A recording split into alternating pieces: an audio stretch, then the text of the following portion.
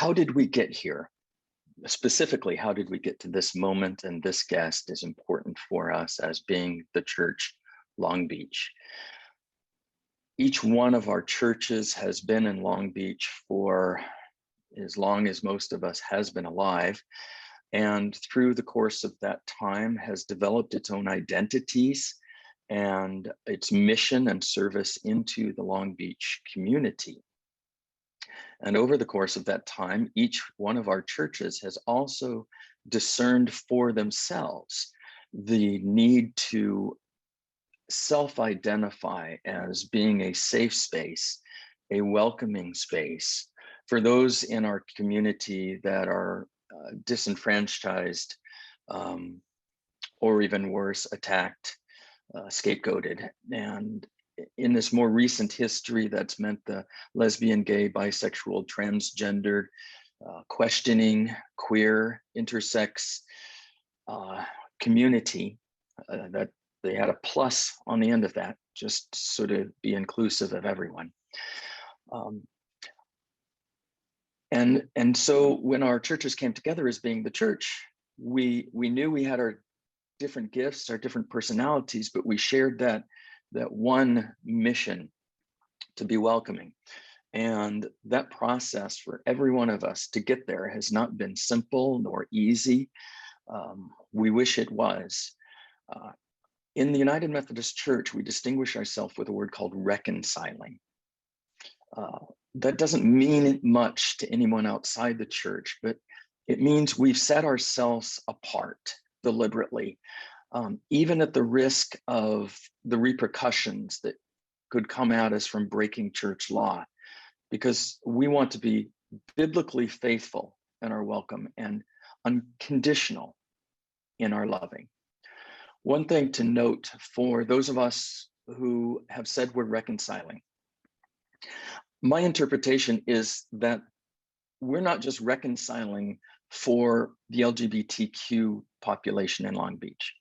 Reconciling means we have decided that we will be welcoming to whomever is next to be marginalized. It could be immigration, it could be homelessness. To be reconciling is reconciling ourselves with God and with one another. And so with all of that, we have created this relationship with the center, the LGBT Center of Long Beach. And we know there's more that we can learn and more that we can give. We did raise, I think, $3,800 back in Advent as a gift to their youth and family services. And so we, Melinda and Mark and Doug and I have been in conversation with Joel Gemino, and he's with us today. His pronouns are he, him, his, and he will address that. He's going to share something about pronouns for our benefit. And he is the Youth and Family Services Manager at the center. This is a conversation that I will have with Joel, but I want you to participate by using the chat feature that's available in Zoom. So if you have a question or a comment that comes up, I will be watching that. And if I feel I can fit it in, I will. Joel, welcome to our church, better called a movement, but very much a welcome.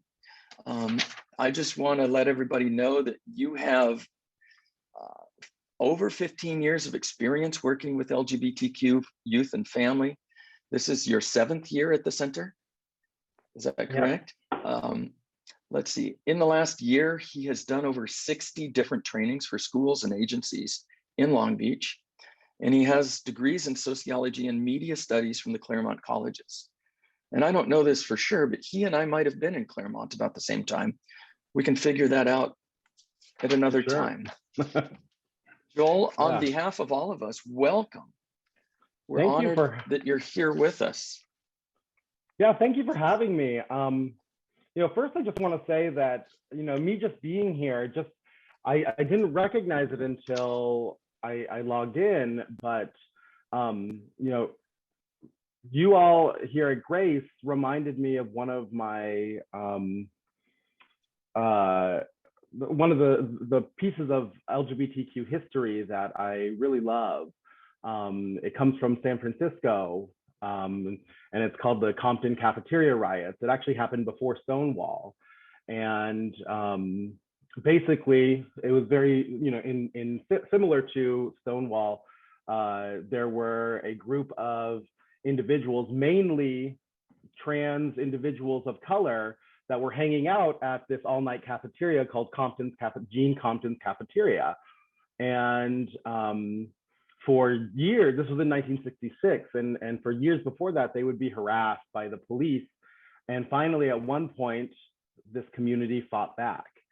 And it became, while this was kind of erased from history a lot of the time because it was trans people of color, and there wasn't a lot of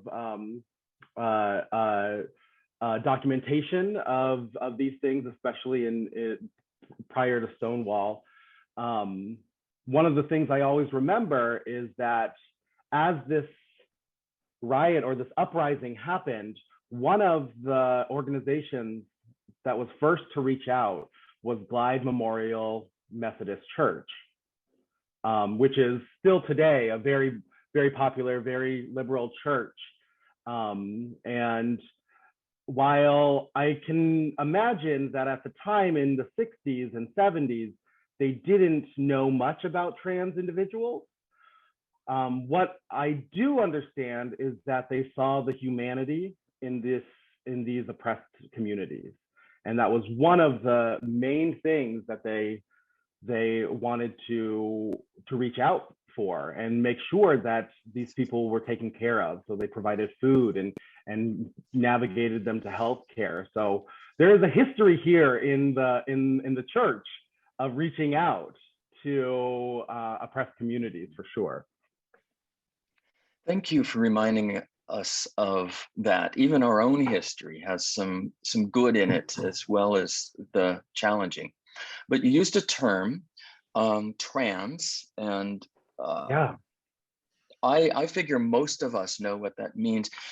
But part of our preparation, we talked about the different understandings of identity. And I was wondering if you could walk through that for us. Sure, absolutely. Yeah, when we think about LGBTQ communities, one of the things I do a lot of is this education, the difference between sex and gender. And I think this is where it really is key. When we talk about sex, this is how someone is assigned at birth. This is based off of anatomy. So we're talking about differences in organs, or chromosomes particularly, right? Commonly, we have male and female. And this is how someone is assigned at birth. But when we go through and we actually think about gender, gender is more of your internal sense of who you are. And those two things can be the same or they can be different. When they are different, that is what is called trans. And that's what's important to note. So when someone comes to you and tells you who they are, especially when we're talking about our trans individuals, they are coming to you with their truth.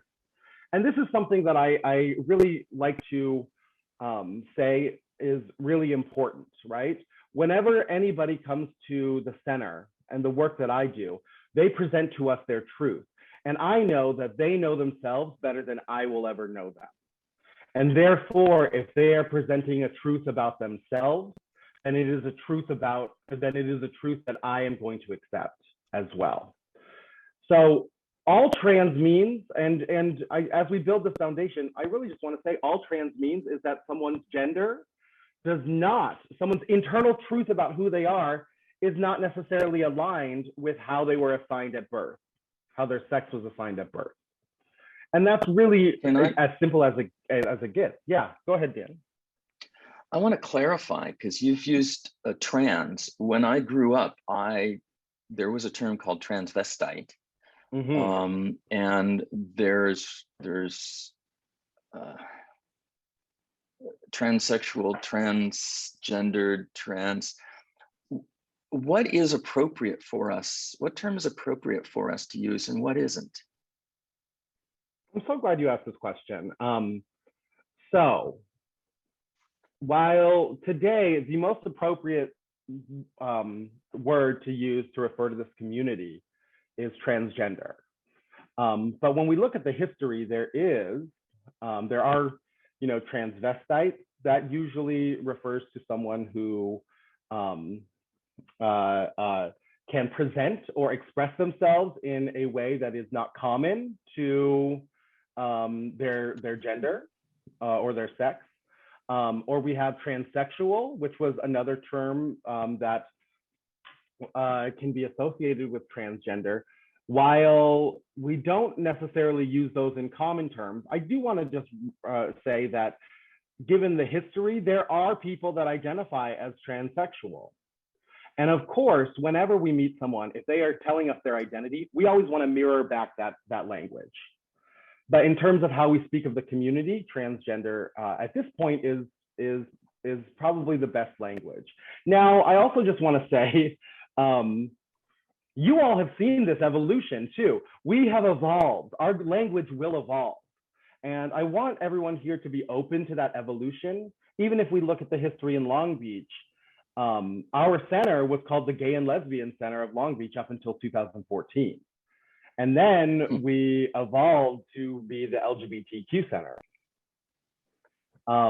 So it's important to note that as time goes by and we recognize more of these things, we will actually, we actually might find new terms in the future. And that is not to say, Reverend Dan, I get a lot of people saying to me, they'll question me, they'll say, well, I don't understand this because when I was a kid, there was just gay and lesbian and straight, and that's it. And I just want to remind folks that while those may have been popular in history, all of these identities that we're talking about today have existed forever. We just weren't actually talking a lot about them. And with the newer term, just because it's a newer term does not mean that the identity didn't exist. It just means that someone found a better way to, or a more comfortable way that they find to identify with. Now, all trans people are gay, right? No, that is not true. Actually, this is a misconception. So we look at this acronym, right? LGBTQ, and we smush them all together. So a lot of people have said, like, oh, they're all the same type of identity, right? I've even had earnestly people ask me, hey, Joel, is being trans just when you become so gay, you switch genders? And trust me, I've outgayed myself a lot, but I've never been like, oh my God, I'm so gay, I'm a girl now. That doesn't exist. Because these are two separate identities. When we look at the L, G, and the B, lesbian, gay, and bi, those things are saying who you're attracted to. Those are ways to describe the people you are attracted to. When we look at the word trans, we're actually talking about gender identity. So a more modern adage, which is not great, but it helps people, is being trans is not about who I want to go to bed with, it's who I want to go to bed as. And it's, yeah. And so for folks that may confuse those two things, just remember that everyone has their own sexual orientation and everyone has their own gender identity. So, and those are two separate things. So it's really important to note that someone who is trans, say they are trans and they identify as a man, or they are a man and they are attracted to women, that would be a straight man. So they have their own sexual orientation, their own gender identity. Now, I know that when I just said that, a lot of you were like, this is too much. I don't know how to deal with this. But remember that as we work with people, we don't actually refer to them as we shouldn't be referring to them as like, oh, that's our, that's my gay peer, or that's my lesbian peer. A lot of the time we just use their name. So while you may be confused about someone's identity, what you can do is ask what their name is, what their pronouns are, and we can get into that. And that's just a good way, a good starting place to recognize these people. Yeah. Let's get to pronouns in just a moment, but Bill raised an important issue that identity is fluid. And so I'm this right now, but I may better understand myself next year as a different expression. Yeah. So Bill said a couple things here, which are so I want to be really clear that the language that we are using to describe LGBTQ communities is very westernized and very much culturally specific. And us being in Long Beach, having a very diverse community here, not everyone uses the same language, and we shouldn't expect that people from different cultures will use the same type of language. So that absolutely is something to consider. What is seen as gay in one culture may have a totally different type of context in a different culture. Now, Bill also raised that identity can be fluid. Absolutely, it can be. For a lot of the youth that I work with, they are going on especially when we talk about our transgender youth, we find that young people, in terms of gender, when they are trans, they are on a journey.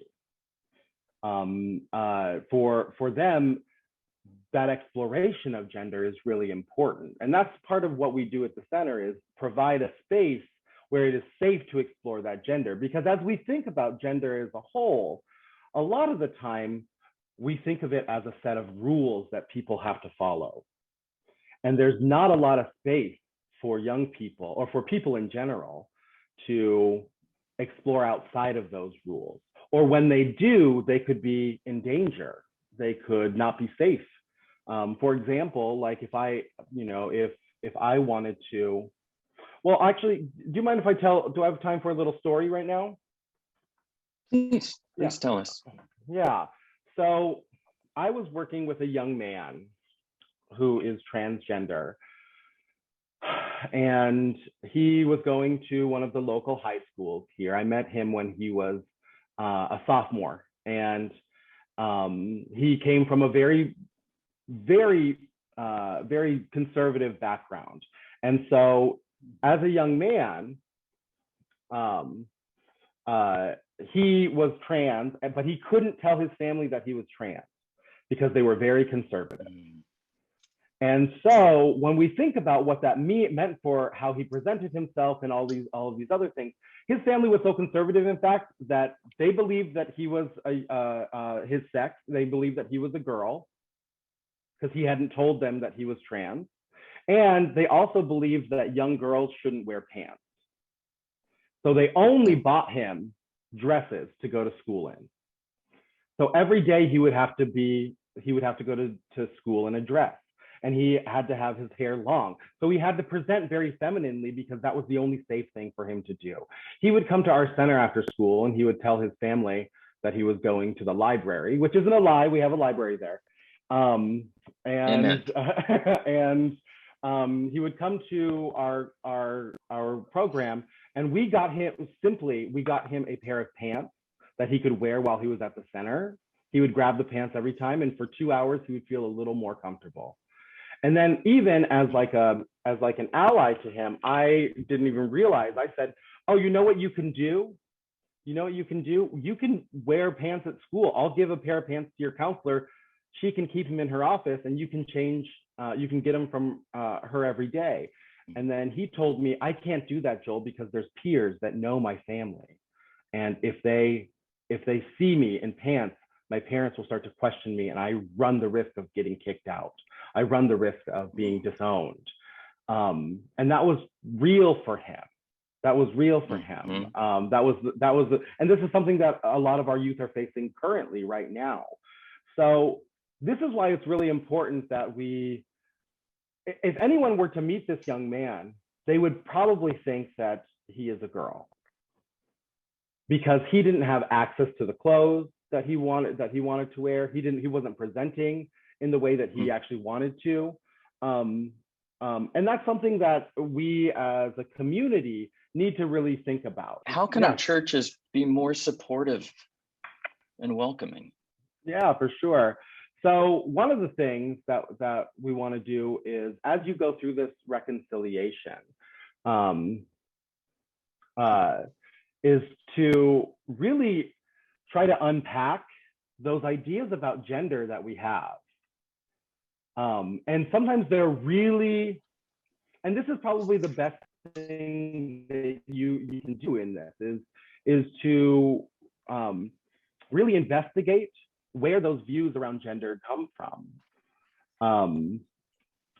This is something I'm continually doing.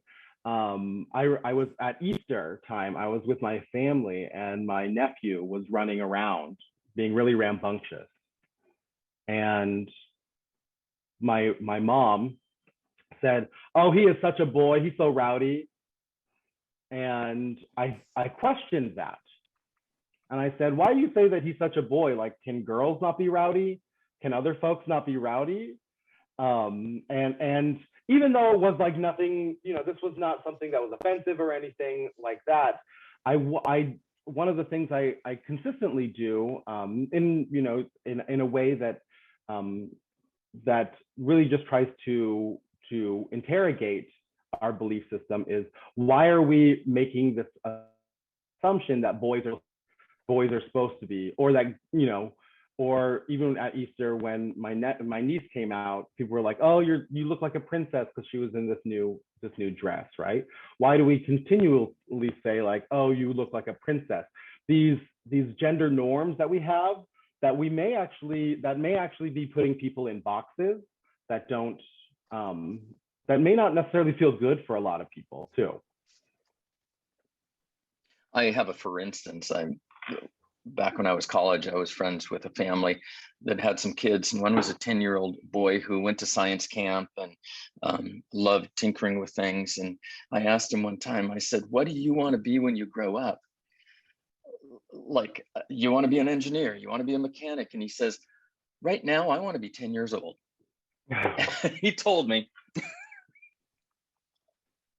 I love that. That helped me understand letting people be who they are in the moment. Yeah. And Ellie brings up something in the chat too. We conflate sexuality with how we express ourselves a lot. And we conflate gender with how we express ourselves a lot too. That's something that we need to try to erase those assumptions on too. The two don't always correlate. Just because I am a man does not mean that I don't want to wear a dress every once in a while. And if I wore a dress, does that mean I'm a woman now? No, it just might mean that I like a light breeze up my leg, right? I can be a man in a dress.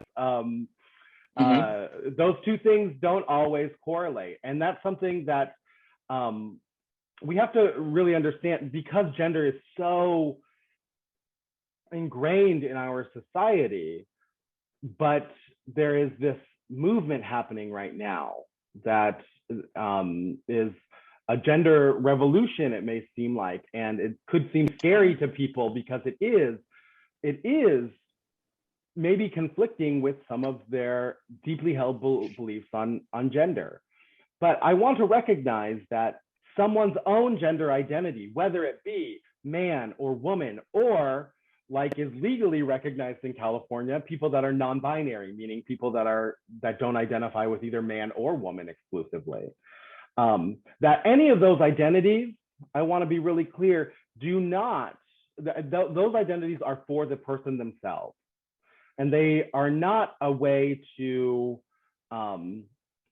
what those identities are not are things that you should be scared of, because they should not make you scared that you can't be your own self too. These are for the person themselves. And as we move into this idea of how do we recognize these people in a respectful way, that is something where pronouns are really important too. Tell me why you put yours in your name. Sure. So for myself, I actually don't ask people about their pronouns most of the time. I always just introduce my own. I know that I have a lot of privilege moving through this world.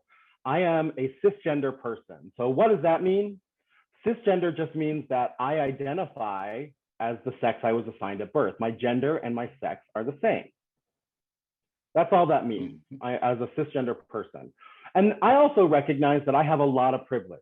So I want to talk about, before I get into the pronouns, I just want to talk about what are some of those privileges as a cisgender person that I have. When we talk about the reason first of all, the reason I use cisgender is because a lot of people would say like, Joel, that's just normal gender, or that's just regular gender. But when I say that, that infers that my transgender peers are abnormal or irregular. So I use cisgender, which is the opposite of transgender. So me as a cisgender person, I know that I can go into any public space and there's going to be a restroom for me to use safely. Oh, and you know, when I go to spaces with my young people, a lot of the time when they're trans, they tell me, Joel, can you wait outside the restroom because I don't feel safe in these restrooms. That's the reality of what's going on. So as a person that is, you know, an ally to trans people, one of the best things I can do is introduce myself with every new interaction with, my name is Joel, and I use he and him. And what that does is open the door. It opens a door for other people to share their own pronouns. And it's telling them that I am going to be a safe person for you to be able to tell me who you are at any time. And what I'm seeing here in the chat too is you have in your congregation, there's Bill and Ellie, you have a good basis and a lot of education here around LGBTQ things. So there are people you can lean on in your congregation to talk about these things as well. I'm really happy to see a lot of this. And we got Ellie bringing in some education around cis and trans, and Bill talking about, you know, really questioning some of these gender roles things that we do, saying this is for boys, this is for girls. And that's really important. So as you move forward I know that we're up on time, but as you move forward in this reconciliation process, I encourage you, as you question things like gender and these assumptions that we have, do not take offense to it or be defensive about it, but let yourself hear what is going on. And it is okay for us to question those things too. Yeah, well, thank you, Joel. And this is an introduction to who Joel is. And he has been so available to Melinda and me in preparing conversations for us. And he has committed to being on this journey with us and coming back and talking to us again. As we respond to this conversation, we'll have some ideas of what questions you have or what areas that our church may need to explore.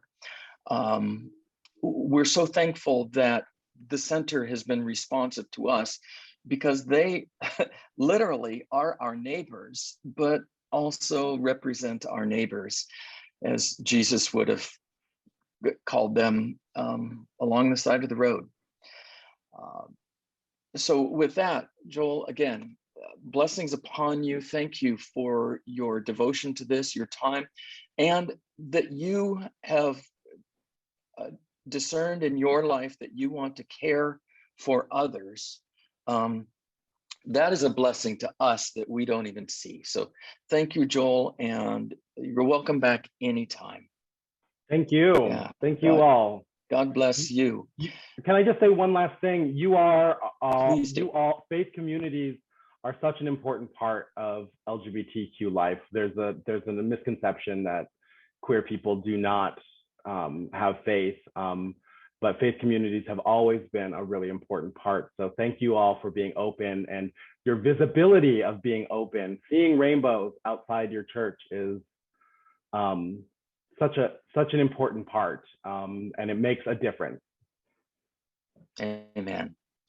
Thank you, Joel.